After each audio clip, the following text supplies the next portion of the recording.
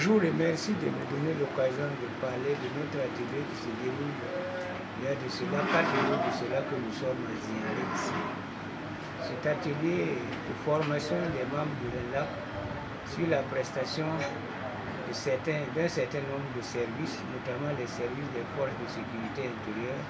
et des transports. Nous avons donc pour ambition de mieux comprendre les prestations de ces services, d'avoir plus d'informations sur les services rendus, leurs coûts et aussi les éventuelles opportunités de corruption pour pouvoir d'abord pour nous-mêmes faire mieux notre travail de lutte contre la corruption, mais aussi surtout de contribuer à la lutte contre la corruption de ces différents services que, je le répète encore, sont très souvent, depuis l'année 2016, classés parmi les 5 services reconnus comme étant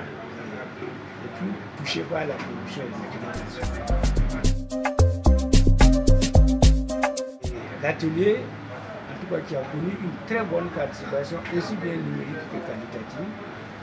parce que nous avons eu le total des participants, nous avons eu aussi une participation active,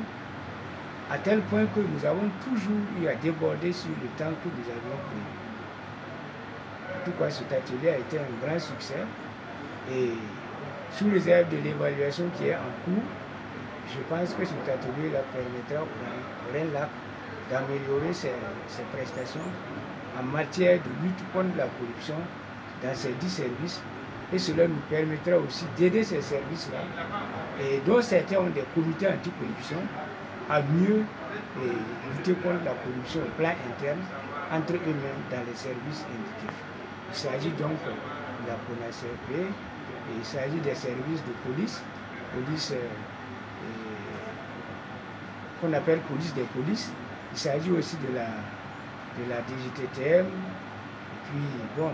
d'une façon générale, des services donc des forces de sécurité intérieure. Cet atelier-là a été facilité par